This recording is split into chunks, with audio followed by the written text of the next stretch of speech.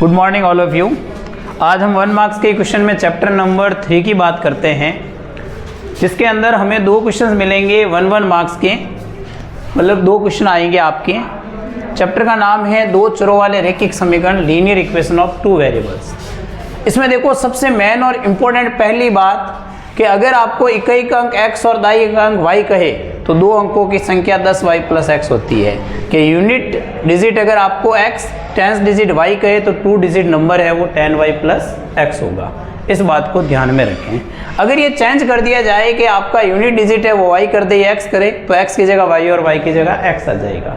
इस बात को विशेष तौर पर याद रखना, ये बहुत ही इंपॉर्टेंट क्वेश्चन है आपके। फिर सेकेंड हमारे पास क्वेश्चन है कि हमें y की वैल्यू निकालनी है। अगर x का मान 2 और ये समीकरण दे रखी है तो समीकरण को लिखें और समीकरण में x की जगह 2 लिखिए।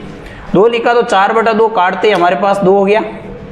इस 2 को उधर भेजा -2 हो गया, इधर -5/y रहा। 7 में से 2 गया 5 रह गया, 5 से 5 कट गया एक बार तो -1/y रह गया बराबर 1। तो y का मान कितना आ गया आपके पास -1। तो देखो ये 2 सवाल तो बिल्कुल सिंपल से हैं। पहला क्वेश्चन तो आपका सिंपल ही है बिल्कुल कि इकाई अंक और दाई अंक दे रखा है और 2 अंकों की संख्या, और अगले में एक आपको मान दे रखा है तो दूसरा मान निकालना। इसके बाद में अगला है नेचर ऑफ सिस्टम, निकाय की प्रगति। कि कोई भी निकाय दे रखा है या समीकरण दे रखी है उसकी प्रगति। आप 2 समीकरण दे रखी है अपने मानक रूप में, a1x plus b1y plus c1 बराबर 0, a2x plus b2y plus c2 बराबर 0। इनकी प्रगति निकालनी है। तो प्रगति निकालने में क्या करेंगे, a1 और a2, b1 और b2 और c1 अपॉन c2, इन तीनों की तुलना करेंगे। a1 upon a2, b1 upon b2, c1 upon c2। तुलना करने के बाद में देखेंगे कि अगर a1 upon a2 b1 upon b2 के बराबर नहीं हो तो ध्यान रखना है system is consistent and unique solution. कहने का मतलब है निकाय संगत होगा और अद्वितीय हल होगा। और रेखाओं की बात करें तो रेखाओं का चित्र ऐसा बनेगा और रेखाएं परस्पर क्या होगी, प्रतिच्छेदी करेगी। अब आपसे यहाँ पर ये कंडीशन दे दे और पूछ ले बताइए समीकरण कैसी है, और या पूछ ले रेखाएं कैसी है तो ये लिखना है, और ये कंडीशन दे के पूछ ले कि इसकी शर्त क्या है तो भी आपको ध्यान में रखना है। ऐसी कैसी हमारी कंडीशन नंबर 2 कह रहा है कि अगर a1 upon a2, b1 upon b2 और c1 अपॉन c2 तीनों ही बराबर आ जाए तो system is consistent and many solution, निकाय संगत होगा और उसके अनेक हल होंगे। चित्र बनाएंगे तो रेखाएं बनेगी एक दूसरे के संपाती। कहने का मतलब जैसे सड़क चलती है और सड़क पर अपन चलते हैं तो हम सड़क के क्या कहलाते हैं, संपाती। एक पेन के ऊपर दूसरा पेन रख दिया जाए तो वो संपाती, एक किताब के ऊपर दूसरी किताब रख दिया जाए तो वो भी क्या कहलाएगी, संपाती। अगली कंडीशन ये है कि अगर a1 और a2 और b1 अपॉन b2 बराबर हो और c1 अपॉन c2 के बराबर नहीं है तो उस समय ध्यान रखना निकाय असंगत होगा, कोई हल नहीं होगा। तथा रेखाओं की बात करें तो रेखाएं ऐसे समांतर होगी। अब समांतर होगी तो हल होगा ही नहीं दोनों का, ठीक है, तो ये असंगत कहलाएगी। अब इन तीनों ही कंडीशन के आधार पर हमने एक क्वेश्चन लिया कि 3x/2 प्लस 5y/3 बराबर 7, 9x प्लस 10y बराबर 10 की प्रगति ज्ञात कीजिए, नेचर। तो पहले इसको सॉल्व करते हैं। 6 लसब लिया, 2 का यहाँ 3 बार तो 9x, 3 का 2 बार तो 10y, ये 7, उधर गुणा किया 42, तो ये पूरा एक स्टैंडर्ड रूप बन गया आपके समीकरण का। फिर ऐसे कैसे ये दूसरी समीकरण है, दोनों के गुणांक लिखे, इसका गुणांक ये a1, इसका ये b1 और ये पीछे रहा जो c1।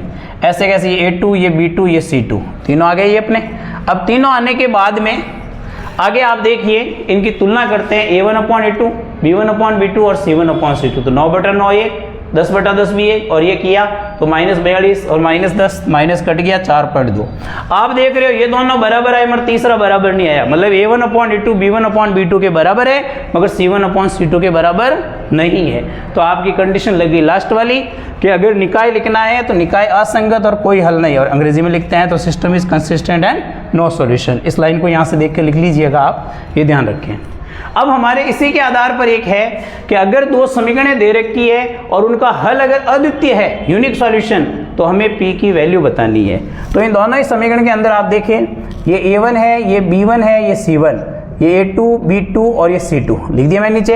ये कह रहा है अद्वितीय हल है, तो अद्वितीय हल मतलब a1 अपॉन a2 है वो b1 अपॉन b2 के बराबर नहीं है। हमारे पास ये रही शर्त। अब मान लिखा तो 4/2 नॉट इक्वल p/2, तो 2 से 2 कट हो जाएगा और वैल्यू आ जाएगी आपके पास p is not equal to 4। अब देखिए ये अपने छोटे छोटे नंबर के जो क्वेश्चंस बने, पहले जैसे संख्याओं से संबंधित बना, अगला मान निकालने से संबंधित, उसके बाद में निकाय की प्रगति से संबंधित। अब ऐसे कैसे अपन को कोई समीकरण ज्ञात करना भी दे सकता है। जैसे क्वेश्चन लिखा है कि write the algebraic equation if 5 pencils and 7 pens together cost 50 rupees. 5 pencil और 7 पेन का मूल्य 50 रुपये हो तो बीजगणितीय समीकरण लिखिए। तो बीजगणितीय समीकरण लिखनी है तो पहले एक पेंसिल का मूल्य x मान लिया, एक पेन का मूल्य y मान लिया। अगर एक पेंसिलों मूल्य x है तो 5 पेंसिलों का ये वाला 5x, 7 पेन का ये वाला 7y, तो 5x प्लस 7y वो 50। ऐसा आपको एक नंबर का डायरेक्ट क्वेश्चन पूछ सकता है। ये जो भी क्वेश्चन चल रहे हैं 1 मार्क्स के चल रहे हैं और बहुत ही इंपॉर्टेंट है। अगला क्वेश्चन कह रहा है write the equation if 5 years ago Divya's age is thrice from her brother's as.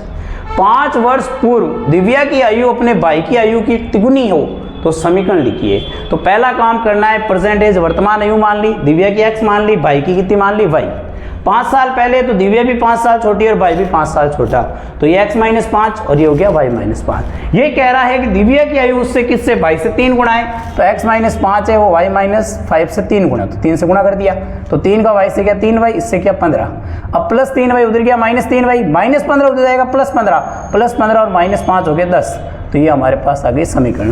तो आपके सामने छोटे मोटे आपने देखे 1 2 3 4 और 5 6 क्वेश्चन हैं, और ये जो प्रगति से संबंधित अपने सिस्टम्स लिखे हुए हैं जहां आपको नेचर कैसा है क्या है ये बहुत इंपॉर्टेंट है। आपको 100% इसमें से 2 क्वेश्चन मिलेंगे, ध्यान रख लेना अच्छी तरह से, ठीक है। और आप इस वीडियो को अपने दोस्तों के साथ शेयर कीजिएगा, और हमारे इस चैनल को सब्सक्राइब नहीं किया है तो सब्सक्राइब कीजिएगा, और वीडियो को जरूर लाइक कीजिएगा और कमेंट कीजिएगा। Thank you.